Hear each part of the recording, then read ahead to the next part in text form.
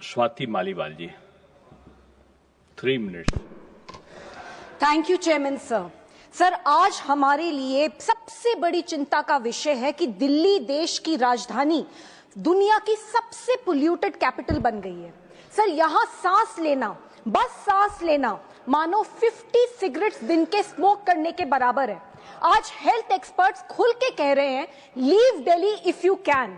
Sir, 15% of all deaths in Delhi in 2023 were directly linked to air pollution.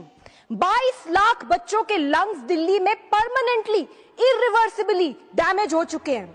Sir, ये सिर्फ numbers नहीं है, हर एक नंबर के पीछे एक माँ है जो वक्त से पहले चली गई, एक बच्चा है जो खास के खेलने पे मजबूर है। सर, एक मजदूर है जिसको सुबह से शाम तक उसी जहरीली हवा में काम करना पड़ रहा है। सर, 2025 के पूरे साल में एक भी गुड एयर क्वालिटी का दिन नहीं आया। सर, ये सिर्फ पब्लिक हेल्थ इमरजेंसी नहीं है, ये एक ऑनगोइंग क्राइम है दिल्ली वासियों के खिलाफ। सर, दुख की बात तो ये है कि इस स्थिति को सुधारने के लिए फंड्स की कभी कमी नहीं थी, कमी थी तो सिर्फ नीयत की। सर, पिछली दिल्ली सरकार ने ग्रीन सेस के तहत 2015 से 23 के बीच में 1500 करोड़ रुपए इकट्ठा करे, पर आधे भी खर्च नहीं करे, जो करे वो भी कोर्ट की फटकार के बाद। सर, पिछली दिल्ली सरकार ने जो पैसा पोल्यूशन से लड़ने के लिए था, उससे अपनी फोटो वाले बड़े बड़े एड लगा दिए, जैसे कि उनकी शक्ल देखकर पोल्यूशन भाग जाएगा। सर, पोल्यूशन एड से थोड़ी ना कम होगा, इसको कम करने के लिए होलिस्टिक लॉन्ग टर्म प्लानिंग करनी होगी। सर, पहला, वेहिकुलर पोल्यूशन कम करने के लिए पब्लिक ट्रांसपोर्ट को मजबूत करना होगा। आज मेट्रो और बसेस में हद से ज्यादा ओवरक्राउडिंग है। सुप्रीम कोर्ट ने 1998 में आदेश दिए थे कि दिल्ली को 10,000 बसेस चाहिए।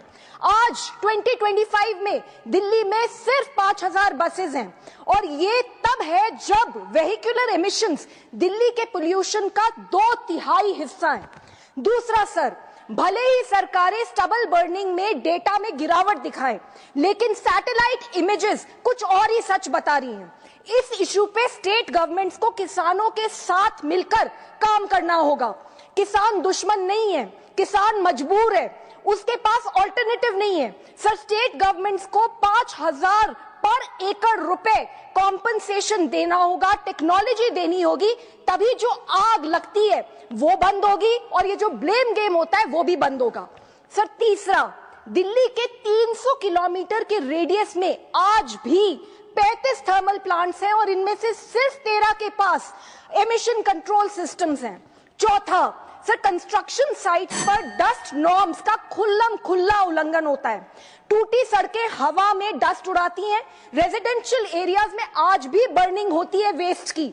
PM 2.5 दिल्ली में एवरेज 200 तक पहुंच जाता है, जबकि WHO के अकॉर्डिंग सेफ लिमिट्स 40 गुना से भी कम है इसके। एंड हम ग्रैप 1, 2, 3, 4 इसी में उलझे रह जाते हैं। Sir, air purifiers and N95 mask cannot be our new normal. चाहे आप नेता हो या जनता, चाहे आप अमीर हो या गरीब, सबको इसी हवा में सांस लेनी है। इस इरिवर्सिबल हेल्थ डैमेज से कोई नहीं बच पाएगा। सर, इसीलिए मैं मांग करती हूं कि CAQM को ऑटोनोमस बनाया जाए। सर, उसे ब्यूरोक्रेटिक क्लचेस से मुक्त किया जाए, एक्सपर्ट्स उसे लीड करें, उसको संसाधन दिए जाए और उसे स्पेशल बजट दिया जाए 10,000 करोड़ का। उसका सिर्फ एक ही टारगेट होना चाहिए सर, कि दिल्ली NCR में पोल्यूशन पूरी तरीके से खत्म करें। सर, हम सबको, सभी सरकारों को, पार्लियामेंट को और पूरे समाज को मिलकर एयर पोल्यूशन पे वॉर फुटिंग से काम करना होगा। और सर, जब तक हम पोल्यूशन पे विजय नहीं पाते, तब तक कम से कम सरकार को एयर प्यूरिफायर्स और वाटर प्यूरिफायर्स से GST पूरी तरीके से हटा देना चाहिए, और ऑर्डर्स होने चाहिए कि स्कूल्स में, ओल्ड एज होम्स में, वर्क प्लेसेस में एयर प्यूरिफायर्स अनिवार्य हो। सर, ये लड़ाई हमें हर हाल में जीतनी होगी, क्योंकि ये हमारी सांसों की लड़ाई है, हमारे बच्चों की लड़ाई है, हमारे भविष्य की लड़ाई है और हमारे अस्तित्व की लड़ाई है। जय हिंद। Shri Ujjwal Deoram Nikam, honourable deputy chairman sir, कुछ समय का परिवर्तन हुआ है, Come 12 minutes. 12 minutes. Honorable Deputy Chairman, sir, thank you very much.